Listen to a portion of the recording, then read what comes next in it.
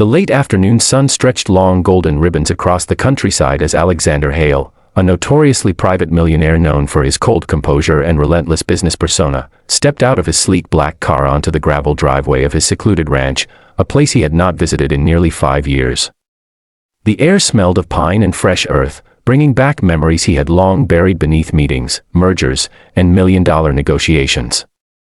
He had purchased this ranch as an escape years ago, a refuge after his mother's death, but corporate life had swallowed him whole, leaving this land forgotten except for quarterly maintenance checks. But now, a strange report from a property inspector had brought him back, signs of someone living inside. He expected vandals or squatters, but he was not prepared for what he saw when he walked toward the old wooden house. The front door was wide open, swaying gently in the quiet breeze. As he approached, he paused, hearing soft rustling, and then the unmistakable sound of a baby's coo. Immediately on alert, he straightened his suit, tightened his jaw, and stepped onto the porch. What he found made him freeze. A young woman stood just inside the doorway, holding a baby in her arms, her dark hair tied loosely at the back, her face pale with fear as she stared at him.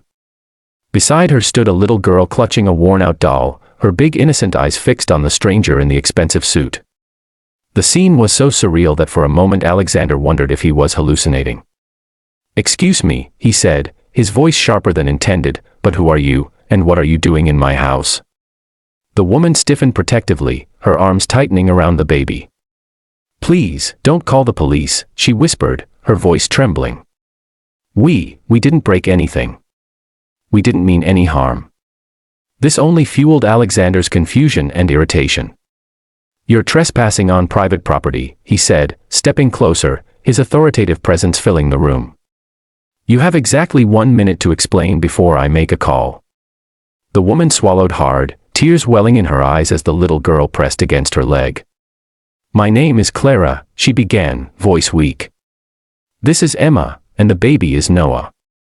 We had nowhere else to go. I don't expect you to believe me, but this was the only place left." Something about her voice, its honesty, its desperation, made Alexander pause. He studied her more closely. Her clothes were worn, her shoes scuffed, the baby wrapped in a blanket that looked handmade. These were not criminals. These were people running from something. "Why here?" he asked, softer this time. Clara hesitated, then pointed toward the mantel above the fireplace where a faint layer of dust could not hide an old photo frame. Inside it, a picture of Alexander's late mother smiling warmly at the camera. "Because your mother," Clara whispered, "saved my life once." Alexander blinked, completely thrown off. His mother had been a quiet, gentle woman, kindness was as natural to her as breathing, but he had never heard of Clara. "Explain," he said, though his voice lacked its earlier bite. Clara took a shaky breath. "Years ago, when I was pregnant with Emma, I was homeless. I had been kicked out by my own family. I had nothing, no shelter, no food, no hope. Your mother found me sitting outside a cafe, cold, hungry, and terrified.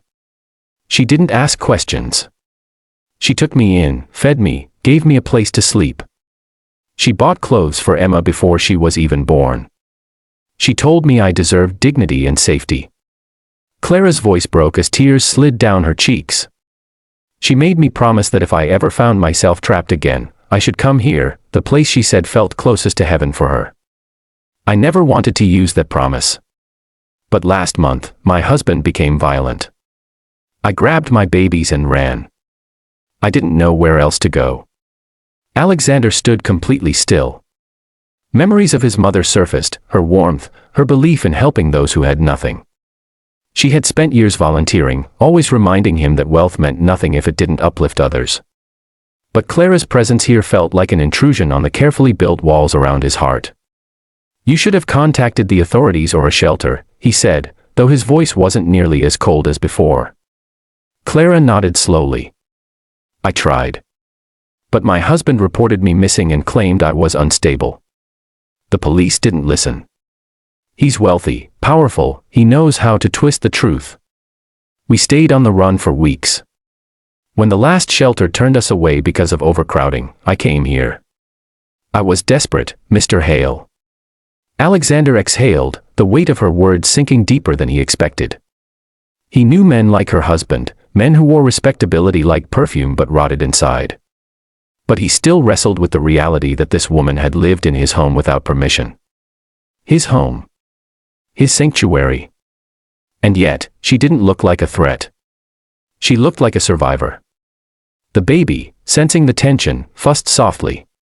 Instinctively, Clara rocked him gently, her tired arms trembling. The little girl continued staring at Alexander with wide curiosity, her innocence cutting through the heaviness in the air. And then something unexpected happened, a shift inside Alexander so subtle he barely noticed it. Because for the first time in years, he didn't feel anger. He felt something else. Something profoundly human. "How long have you been here?" he asked quietly. 2 weeks, Clara whispered, shame coloring her cheeks. "We only used the guest room. We kept everything clean. I cooked simple meals from the pantry.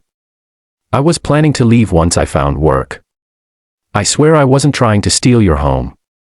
Alexander ran a hand through his hair, exasperated but conflicted. "Clara, that's dangerous. You can't just hide in someone's property. You could have been harmed." She nodded miserably. "I know. But when you're a mother, you do anything to keep your children safe." Her words hit him harder than he expected. His chest tightened.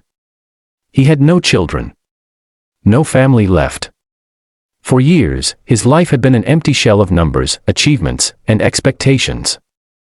Looking at Clara now, holding onto her children like they were her whole world, he felt something unfamiliar, envy for the kind of love money could never buy. "Let me see the room you've been staying in," he finally said. Clara blinked, startled by the request but nodded. She led him down the narrow hall into the guest room. It was spotless. The bed made neatly. The baby's small blanket folded. A few belongings packed tightly into one duffel bag. It looked less like someone had moved in and more like someone trying very hard not to leave a trace. Alexander felt a strange tug in his chest. She hadn't taken advantage. She had tried to preserve the space, almost as if honoring his mother's memory. When they returned to the living room, he looked at her long and hard. "I need you to tell me the full truth," he said. "Are you in danger right now?" Clara hesitated, then nodded. "Yes. My husband is looking for us. I'm scared he'll find us." Without thinking, Alexander stepped closer, surprising both himself and her. "He won't find you here," he said firmly. Clara's breath hitched. "What do you mean?" He glanced around the ranch, the vast land, the thick woods, the private road known by almost no one. "This ranch is remote. Secure. Nobody gets in without my permission. If you and the children stay here, you'll be safe." Clara stared at him in disbelief. "You're letting us stay?" Alexander inhaled deeply, feeling his mother's invisible presence guiding him. "I'm letting you stay," he said, his voice steady. "At least until we sort this out properly. But on one condition." Clara's heart pounded. "What condition?" Alexander looked at the little girl and then back at Clara. "You tell me everything. Every detail. So I know how to protect you." Clara's relief came out as a sob. She nodded, tears streaming down her cheeks.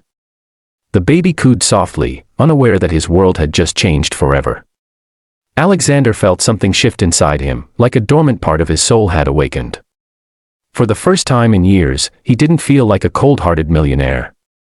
He felt like a man capable of helping someone. A man his mother would be proud of. And in the quiet countryside, beneath the golden sunset, Alexander Hale made a decision that would change not just Clara's life, but his own. Little did he know, this family he found in his ranch wasn't an accident. It was destiny. And what he would do next would shock everyone. And dear viewer, if you're enjoying this emotional, powerful journey so far, make sure to like, subscribe, and turn on the notification bell, because more heart-touching stories like this are coming your way, and you won't want to miss what happens next.